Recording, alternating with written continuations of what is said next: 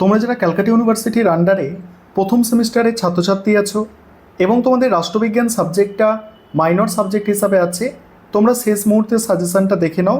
তবে আজকে কেবলমাত্র সাজেশান নয়, সাজেশানের সঙ্গে কিছু প্রশ্নের উত্তরও তোমাদের সঙ্গে আমি শেয়ার করে নিতে চাইছি।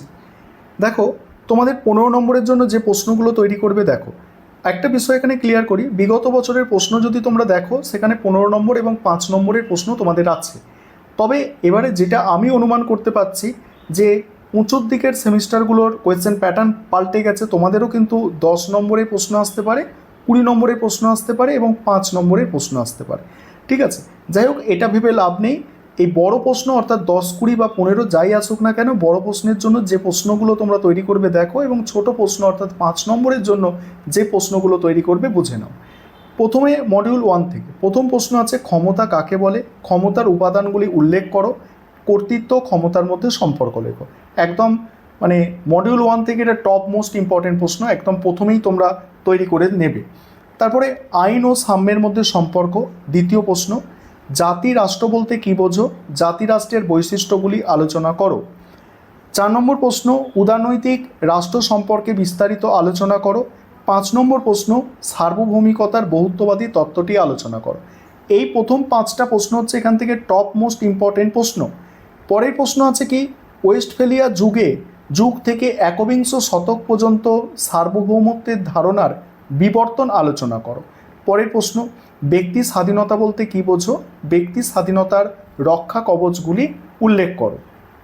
এবারে মডিউল 2 থেকে দেখো, মডিউল 2 থেকে প্রথম প্রশ্ন আছে, জন রলসের ন্যায় বিচারের তত্ত্বটি আলোচনা করো। বড় প্রশ্ন মডিউল 2 এর, এটা হচ্ছে সবথেকে গুরুত্বপূর্ণ টপ মোস্ট ইম্পর্টেন্ট প্রশ্ন। দ্বিতীয় প্রশ্ন আছে, তুমি কি মনে করো গণতন্ত্র কর্তৃত্ববাদ পরস্পর বিরোধী ধারণা? তোমার উত্তরের সপক্ষে যুক্তি দাও। তারপরের প্রশ্ন দেখো, নাগরিকতার উদারবাদী তত্ত্বটি সমালোচনা সহ লেখো। নাগরিকতার উদারবাদী তত্ত্বটি সমালোচনা সহ লেখো।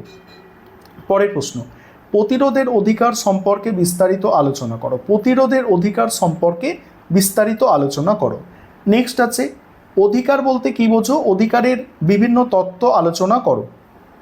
পরের প্রশ্ন, এই 5টা সব থেকে গুরুত্বপূর্ণ। পরের প্রশ্ন হচ্ছে, সদর্থক স্বাধীনতা এবং নঙর্থক স্বাধীনতার মধ্যে পার্থক্য, মানে পার্থক্য উদাহরণ সহ আলোচনা করো। এবারে একটা প্রশ্ন এখানে এক্সট্রা দেওয়া আছে, এটাও খুব একটা খারাপ প্রশ্ন নয়, ভালোই প্রশ্ন। প্রশ্নটা হচ্ছে, স্বাধীনতা বলতে কী বোঝো? স্বাধীনতার বিভিন্ন প্রকার বর্ণনা করো। স্বাধীনতা বলতে কী বোঝো? স্বাধীনতার বিভিন্ন প্রকার বর্ণনা করো। এবারে 5 নম্বরের জন্য যে প্রশ্নগুলো তোমরা তৈরি করবে দেখে নাও। 5 নম্বরের প্রশ্ন, 5 নম্বরের প্রশ্ন, প্রথম প্রশ্ন হচ্ছে রাজনীতির ধারণা ও অর্থ। দ্বিতীয় প্রশ্ন, সাম্যের ধারণা। 3 নম্বর হচ্ছে সার্বভৌমিকতার একত্ববাদী ধারণা, রাষ্ট্র সম্পর্কিত আদর্শবাদী তত্ত্ব, আইনের সংজ্ঞা ও উৎসগুলি লেখো। মার্কস মানে স্বাধীনতা সম্পর্কে মার্কসের ধারণা, ডেভিড হেল্ডের অনুকরণে গণতন্ত্রের প্রকারভেদ। তারপরে হচ্ছে রাজনৈতিক আনুগত্য সম্পর্কে বার্কারের ধারণা, অজ্ঞানতার পর্দা রলসের ধারণা, জাতি ও রাষ্ট্রের মধ্যে পার্থক্য, রাজনৈতিক ব্যবস্থায় কর্তৃত্বের ভিত্তি হিসাবে বৈধতা, ধ্রুপদী গণতন্ত্রের বৈশিষ্ট্য এবং কর্তৃত্ববাদের বৈশিষ্ট্য, নাগরিক জীবনে অধিকারের গুরুত্ব। এখানে যেগুলো স্টার দেওয়া আছে সেগুলো হচ্ছে অধিক গুরুত্বপূর্ণ প্রশ্ন। আশা করি তোমরা সেটা বুঝতে পারছো।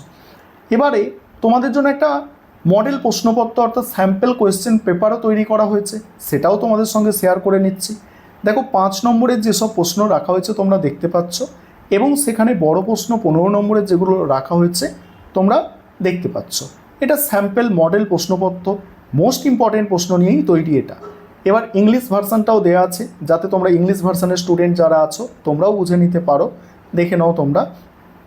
আর এবারে তোমাদের সঙ্গে আমাদের মানে যে মেন স্টাডি মেটেরিয়াল থেকে প্রশ্ন উত্তরগুলো মানে কিছু শেয়ার করে নেবো, অ্যান্সারগুলো তোমাদের সঙ্গে আজকে কিছু শেয়ার করতে চাই। এবারে তোমরা কিছু প্রশ্নের উত্তর দেখে নাও, আমি স্ক্রল করে যাচ্ছি, তোমরা কিছু প্রশ্নের উত্তর দেখো। আমাদের মূল স্টাডি মেটেরিয়াল থেকেই এই প্রশ্নের উত্তরগুলো তোমাদের সঙ্গে শেয়ার করে নেওয়া হচ্ছে, যাতে তোমরা বুঝতে পারো অ্যান্সারের কোয়ালিটি আমাদের কেমন আছে। তোমরা দেখেছো বিভিন্ন সময় বিভিন্ন প্রশ্নের উত্তর আমি আলোচনা করেছি, তবে আমাদের যে মূল স্টাডি মেটেরিয়াল সেখান থেকে তোমাদের আজকে কিছু প্রশ্নের অ্যান্সার শেয়ার করছি, তোমরা দেখো। এবং পরবর্তী সেমিস্টারে তোমরা যদি এই ধরনের উন্নত মানের স্টাডি মেটেরিয়াল পারচেস করতে চাও তাহলে অবশ্যই তোমরা যোগাযোগ করে নেবে পরবর্তীকালে। আর প্রত্যেকে ভালো করে পরীক্ষা দেবে, যে প্রশ্নগুলো আমি বলেছি ওই প্রশ্নগুলো ভালো করে দেখে যাও। অন্য যদি তোমার কিছু পড়ার থাকে, তোমার টিচার বলেছে বা কেউ বলেছে, সেগুলো পড়বে, তবে যেগুলো আমি ইম্পর্টেন্ট বলেছি আশা করি ওগুলো আগে দেখলে তোমরা উপকৃত হবে।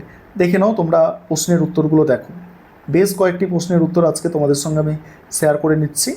দেখে নাও যে আমাদের অ্যান্সারের কোয়ালিটি কী আছে বা কিভাবে লিখলে ভালো নম্বর পাওয়া যায় তার একটা তোমরা ধারণা এর মাধ্যমে তোমরা পেয়ে যাবে।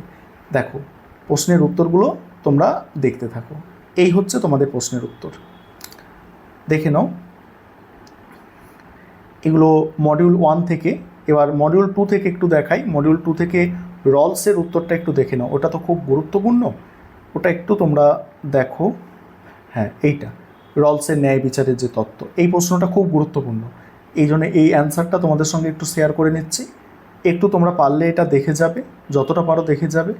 আর অলরেডি তোমাদের করা আছে, যেহেতু কালকে পরীক্ষা, যেটা করেছো সেটা করবে, এখান থেকে যদি কিছু অ্যাড করার থাকে অ্যাড করে নেবে।